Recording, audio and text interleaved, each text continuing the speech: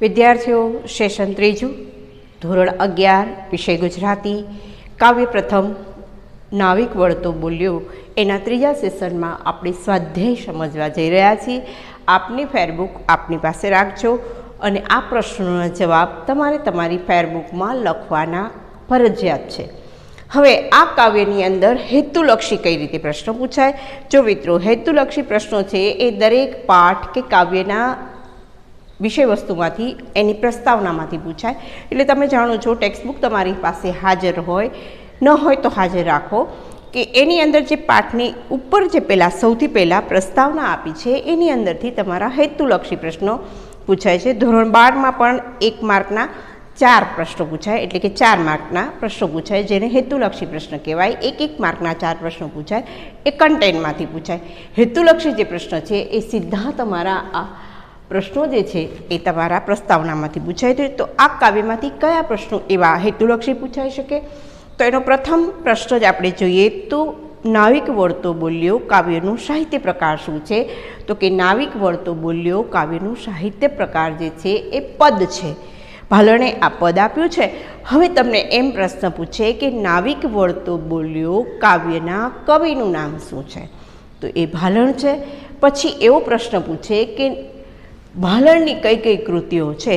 તો એમાંથી કોઈ પણ 2 આખ્યાન તમે લખી શકો. નળાખ્યાન, જળધાર આખ્યાન, ધ્રુવ આખ્યાન, ચંડી આખ્યાન, મૃગી આખ્યાન, રામવિવાહ. આમાંથી કોઈ 2 1 માર્કમાં માત્ર 2 નાટકોના જ તમારે 2 આખ્યાનના જ તમારે નામ લખવાના રહે. અથવા તો એની વિશેષ કૃતિઓમાંથી તમે લખી શકો કે કાદંબરી, 10મા સ્કંદ, રામબાલચરિત, આમાંથી કંઈ પણ 2 કૃતિઓ તમે લખી શકો. હવે તમને એમ પૂછે કે ભાલણનો જન્મ સમય શું હતો? તો કે આશરે શબ્દ બોલું છું, ધ્યાન રાખજો મિત્રો, સ્પષ્ટ વાત આપણને આપણા પાઠ્યપુસ્તકમાં પણ ઉલ્લેખ નથી થયો, એટલા માટે આપણે પણ એ જ લખવાનું છે કે ભાલણ આશરે 15મી સદીના ઉત્તરાર્ધ અને 16મી સદીના પૂર્વાર્ધમાં થઈ ગયા છે. હવે આ પ્રશ્નો તમારા હેતુલક્ષી પ્રશ્નો થયા. હવે તમારા 1 વાક્યના પ્રશ્નો કયા કયા હોઈ શકે?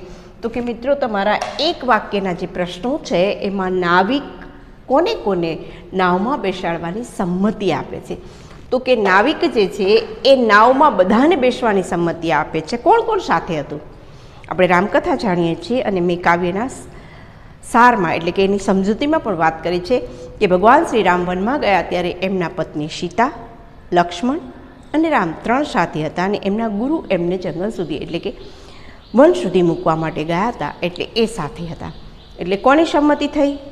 તો કે રામ નહીં, લક્ષ્મણ, સીતા અને વિશ્વામિત્ર 3ને સંમતિ આપે છે. રામ લખવાના નથી. બધા શું કરશે? બધું લખી નાખે છે. એટલે એ લખવાનું નથી. 1 માર્કનો પ્રશ્ન છે એટલે માત્ર એટલું જ લખવાનું થાય કે નાવિક શ્રી રામને મૂકીને એટલે કે રામને નહીં બાકીના સીતા, લક્ષ્મણ અને વિશ્વામિત્રને બેસવાની સંમતિ આપે છે.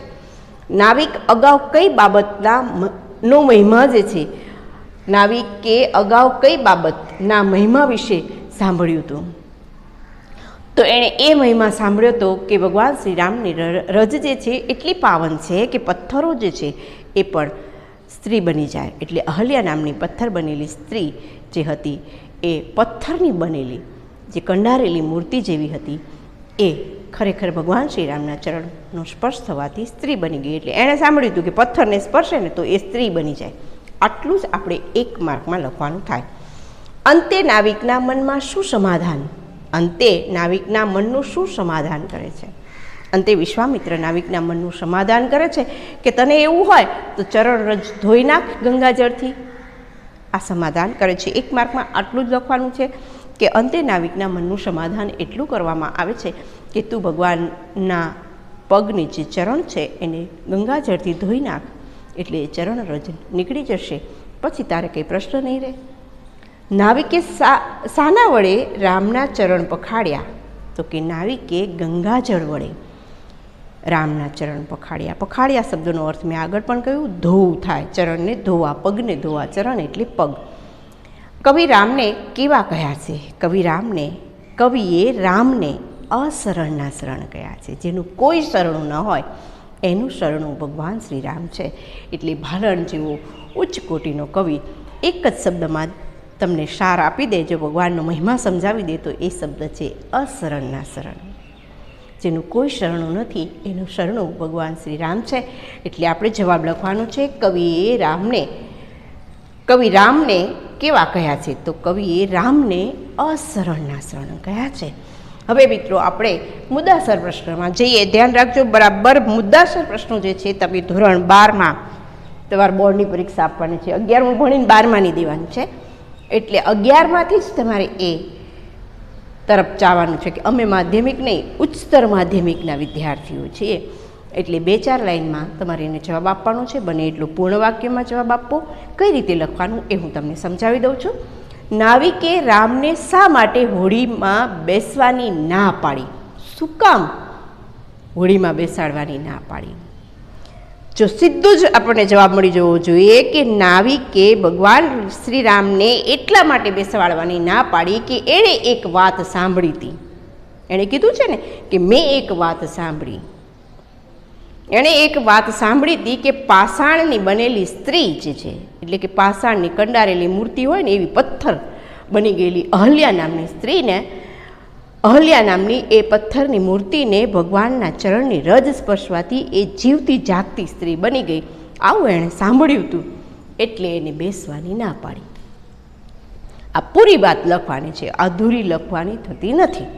ફરી જવાબ બોલું છું. નાવિકે રામને એટલા માટે બેસાડવાની ના પાડી કે એણે વાત સાંભળી હતી કે પથ્થરની બની ગયેલી એક સ્ત્રી, પાષાણ એટલે પથ્થરની બનેલી સ્ત્રીને ભગવાનના ચરણનો સ્પર્શ થવાથી એ જીવતી જાગતી સ્ત્રી બની ગઈ.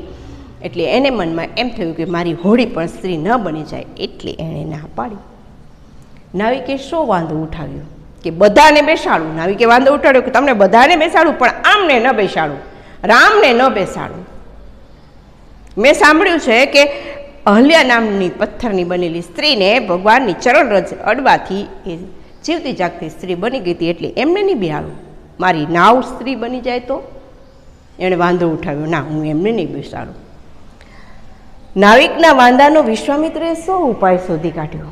બહુ મજાની વાત છે કે નાવિકે જે વાંધો ઉઠાવ્યો એનો ભગવાનના ગુરુ જે છે વિશ્વામિત્ર, એમણે સરળ ઉપાય બતાવ્યો. એને હસવું આવ્યું અને એમણે કીધું કે ભાઈ તારી નાવ જો સ્ત્રી બની જતી હોય ને તો એનો હું ઉપાય બતાવું. ઉપાય બતાવ્યો કે તું ભગવાનના પગ જે છે ને એ ગંગાજળથી ધોઈ નાખને એટલે ચરણ રજ નીકળી જાય. શું ઉપાય બતાવ્યો? બરાબર ધ્યાન રાખજો, આડી અવડી વાતો લખવાની નથી થતી. તમે આખું કાવ્ય નાખી દેશો કેમ કે તમને બધી ખબર પડી ગઈ છે કે કાવ્ય ભણશો ને એટલે તમને યાદ રહી જશે. પણ બધું નથી લખવાનું, માત્ર ઉપાય લખવાનો છે. એ ઉપાય એમ લખવાનું કે વિશ્વામિત્રએ ઉપાય બતાવ્યો કે તું ભગવાનના પાવ ધોઈ નાખે એટલે એની ચરણ રજ નીકળી જાય, એટલે તારો જે પ્રશ્ન છે એનો જવાબ મળી જાય. એટલે કે તારે વાંધો નહીં, ચરણ રજ હોય જ નહીં તો તારી નાવ સ્ત્રી ન બની જાય. આ ઉપાય બતાવ્યો. નાવિકે રામના પગ કેમ પખાડ્યા? નાવિકે રામના પગ એટલા માટે પખાડ્યા કે એમની ચરણ રજ જે હતી એ દૂર કરવી પડશે એને. એ દૂર કરવા માટે પગ પખાડ્યા. એના પગ એટલા માટે ધોયા. જો જવાબ આગળનો રહ્યો એ નથી લખવાનો. નાવિકે રામના પગ કેમ પખાડ્યા? શું કામ? તો કે એને ખબર હતી પથ્થરની સ્ત્રી જે છે એને ચરણ રજ અડવાથી એ જીવતી સ્ત્રી બની જાય છે. એને ચરણની રજ દૂર કરવા માટે પગ પખાડ્યા. ભગવાન શ્રી રામની ચરણ રજ દૂર કરવા માટે એણે પગ પખાડ્યા. ફરીવાર જવાબ બોલું છું કે જવાબ કેમ લખવાનો છે? તો કે જવાબ એ રીતે લખવાનો છે કે નાવિકને મનમાં જે પ્રશ્ન હતો કે ચરણ રજ અડવાથી પથ્થર બની જાય. ભગવાનની રજ કોઈને અડે, જો પથ્થરને અડે તો એ સ્ત્રી બની જાય. તો આ મારું તો લાકડાની બનેલી નાવ છે, એ લાકડું ને પથ્થર એક જેવા કહેવાય. એટલે જો આ મારી નાવને અડશે ને તો એ પણ સ્ત્રી બની જશે. જો પથ્થર જે છે એને સ્પર્શ કરવાથી એ સ્ત્રી બની જાય તો મારી નાવ લાકડાની છે, પથ્થરને લાકડું સરખા જેવું કહેવાય. એટલે એ પણ જો સ્ત્રી બની જશે તો એટલા માટે એને પગ પખાડ્યા. એટલે એની ચરણ રજ રામની દૂર કરવા માટે એની પગ પખાડ્યા. જવાબ કઈ રીતે લખવાનો આગળ પાછળની વાત નહીં, સ્પષ્ટ જવાબ બોલું છું, બરાબર સાંભળજો. કે નાવિકને મનમાં શંકા હતી કે જો પથ્થરને ભગવાનની ચરણ રજ સ્પર્શવાથી એ સ્ત્રી બની જાય તો પથ્થર અને લાકડું બે સરખું છે, તો મારી નાવ કદાચ સ્ત્રી બની જશે તો. એટલા માટે એણે ભગવાનના ચરણની રજ દૂર કરવા પગને ધોયા. પખાડ્યા શબ્દ ન લખો તો ધોયા લખો તો પણ ચાલે. હવે નાવિકનું ભક્ત હૃદય તમારા તમે સમજાવો તો આખા કાવ્યનો સાર થાય. ભાલણ જેવો ઉચ્ચ કોટીનો જે કવિ છે, કથા સાહિત્યકાર છે, એ અર્વાચીન પ્રાચીન બંને યુગોનો એક સમન્વય ભેગો કરવા જાણે જઈ રહ્યો હોય એમ એણે બધા જ પ્રાચીન નાટકો એણે લખ્યા છે. મોટાભાગની કથા વસ્તુ જે છે એ પ્રાચીન સાહિત્યમાંથી લીધેલું છે, કથા વાર્તાઓમાંથી લીધેલું છે. એટલે જ્ઞાન માર્ગનો કવિ છે એ એવું ઉચ્ચ ભક્તિભાવથી ભરેલા, હૃદયથી ભરેલો એવો કવિ છે કે જે આપણને સરળ ભાષામાં શબ્દો આપી અને નાવિક વળતો બોલ્યો કાવ્ય સમજાવવા માટે એણે પ્રયત્નો કર્યો છે. નાવિકના હૃદયની ભાવના જે છે એણે સમજાવવાનો પ્રયત્ન કર્યો છે કે નાવિક એક એવું ભક્ત હૃદય હતું. ભગવાન શું છે એને ખબર નથી, પણ એનું હૃદય એટલું સાફ હતું. ભગવાન માટે એને એવો ભાવ હતો અને એ ભાવના કારણે, એ ભક્તિ, અનન્ય ભક્તિના કારણે ભગવાને ખુદ એને એવો અવસર આપ્યો કે તું ભાઈ મારા પગ ધો, જેથી તારો જન્મારો સુધરી જાય, તારો આ ભાવ સુધરી જાય. તું મને નાવ પાર ઉતાર ને, હું તારો ભાવ પાર કરી દઉં, તારો બેડો પાર કરી દઉં. આ ભાવનાથી યુક્ત આ પ્રશ્નનો જવાબ તમારે લખવાનો છે. બરાબર યાદ રાખી લેજો. આખા કાવ્યનો સાર લખી અને એનો ભક્તિભાવ જે છે એ વણવાનો થાય છે. કંઈક એવું ન બને કે તમે કાવ્યનો સાર લખો અને એને અનન્ય ભક્તિ લખવાની રહી જાય. તો એ વસ્તુ તમારે થોડી સમજવાની છે. કાવ્યના પ્રશ્નો પણ આપણે સવિસ્તાર લખીએ ત્યારે તમને ખબર છે કે ધોરણ 10માં તમે શીખી ગયા છો. સૌથી પહેલાં પાઠ કે કાવ્યના પ્રશ્ન લખતા પહેલાં કાવ્યનું નામ, એનું સાહિત્ય પ્રકાર, એના કવિનું કે લેખકનું નામ લખીએ છીએ જમણી બાજુ. પછી એક લાઈન છોડી જવાબ લખીએ છીએ. પ્રથમ પેરેગ્રાફમાં આપણે લખીશું કે નાવિક વળતો બોલ્યો કાવ્યના કવિ શ્રી ભાલણ આ પદની અંદર નાવિકના ભક્તિ હૃદયને સમજાવતા નીચેની ભાવના વ્યક્ત કરે છે. આ આપણી પ્રસ્તાવના થઈ. હવે જવાબ આપણે શું લખીશું તો કે નાવિક એક ભોળો માણસ છે. એ નાવ ચલાવનાર વ્યક્તિને ભક્તિ શું કહેવાય, ભગવાન શું કહેવાય, ઈશ્વરીય તત્વ શું કહેવાય, અનન્ય ભક્તિ શું કહેવાય, કેવી રીતના ભક્તિ કરવી, વ્રત, તપ, જપ, નિયમ એ જાણતો નથી. પણ એનું હૃદય બહુ ભોળું છે. એણે જે વાર્તો સાંભળી છે એના આધારે આપણે કહી શકીએ કે એણે કથા વાર્તાઓ ક્યાંક સાંભળી હશે અને એના આધારે એને ખબર હતી કે પથ્થરને જો પણ ભગવાનની રજ સ્પર્શે ને તો એ સ્ત્રી બની જાય. ક્યાંક મારી નાવ પથ્થર અને લાકડું બે સરખા કહેવાય, મારી નાવ તો લાકડાની છે. એટલે વિનયથી, એ વિવેકથી એ પ્રાર્થના કરે છે કે તમે મને સમજો, મારી આજીવિકા રળવાનું માત્ર આ એક સાધન છે અને એ જો ટળી જશે અને એ જો સ્ત્રી બની જશે તો મારે તો એક ખુદ તો સ્ત્રી છે જ તે ઘરે, અને આ બીજી સ્ત્રી, બે સ્ત્રીઓનું આજીવિકાના સાધન વગર હું પૂરું કેમ કરીશ. એ ભગવાનને પણ એક વાત કહી દે છે. એટલે એ સ્પષ્ટ જણાવી દે છે આમાં જો કર્મ ભક્તિ છે, તમારું કર્મ એ જ તમારી ભક્તિ છે, એ જ તમારું સાચું સિદ્ધાંત છે. આપણે આપણા છોકરાઓને રજડતા મૂકીને આમાં માળા ફેરવા બેસી જઈએ તો ચાલે? છોકરા ભૂખ્યા હોય ને માળા ફેરવીએ તો ચાલે? ન ચાલે. તમે સાધના કરવા બેસી જાઓ, મંત્ર ઉચ્ચારો કરો અને તમારા છોકરા માટે રોટલા ન બન્યા હોય તો ચાલે? ન ચાલે. પિતા એવું વિચારે કે ના મારે તો ભક્તિ કરવી છે, છોકરાઓને જે થવું એ થાય, અને જંગલમાં વહી જાય તપ કરવા તો એ ચાલે? ન ચાલે. તમારું કર્મક્ષેત્ર, આપણે ગીતામાં કહ્યું છે ને, કર્મણે વાધિકાર શ્રીમાં ફલીશું કદાચિત. તું કર્મ કર, હું ફળ આપીશ. પછી તમે તમારા કર્મ, હું અહીંયા ભણાવું છું અને હું વ્યવસ્થિત ના ભણાવું તો એ મારું કર્મક્ષેત્ર છે, આ મારું ભક્તિ છે. આ પહેલું કર્મ ભક્તિ છે. નવભક્તિમાં કર્મને પણ ભક્તિ કહેવામાં આવી છે.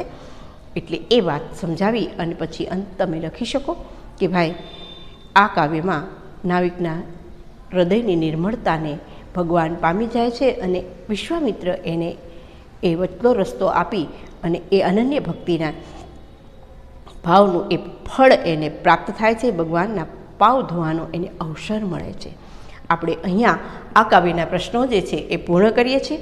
અને એકવાર ફરી કહી દઉં કે તમારે જ્યારે લખવાના થાય ત્યારે હેતુલક્ષી પ્રશ્નો તમારી જાતે કાઢવાના છે. 4 નીકળે તો 4, 5 નીકળે તો 5 એ પ્રશ્ન કાઢી અને પછી એક વાક્યના પ્રશ્ન, પછી મુદ્દાસર પ્રશ્ન અને પછી સવિસ્તાર પ્રશ્ન લખવાના છે. સ્વાધ્યાય લખ્યા પહેલાં કાવ્યના બધા જ શબ્દાર્થ લખવાના છે. એની અંદર આવતા રૂઢિપ્રયોગો હોય, શબ્દ સમૂહ હોય, બધું જ લખવાનું છે. માત્ર એકલા પ્રશ્ન લખવાના નથી, એના જવાબો પણ સાથે લખવાના છે. અને આ સ્વાધ્યાય લખતા પહેલાં સૌથી પહેલાં એ કાવ્યના દરેક શબ્દના અર્થ તમારા સ્વાધ્યાયના ની અંદર જે કાવ્ય પહેલું આપ્યું છે એના પૃષ્ઠભાગે એટલે કે એના પાછળના ભાગમાં એ શબ્દાર્થ આપ્યા છે, એમાંથી તમારે લખવાના છે મિત્રો. બરાબર યાદ રાખી લેજો કે આ કાવ્યના દરેક પ્રશ્નો ઉત્તરો તમારે લખવાના છે. અને જો પ્રશ્નના જવાબ તમને ન આવડે તો વિડીયોઝ 2 વાર જોઈ લેજો. આપણે અહીંયા આ કાવ્ય નાવિક વળતો બોલ્યો એ પૂર્ણ કરીશું.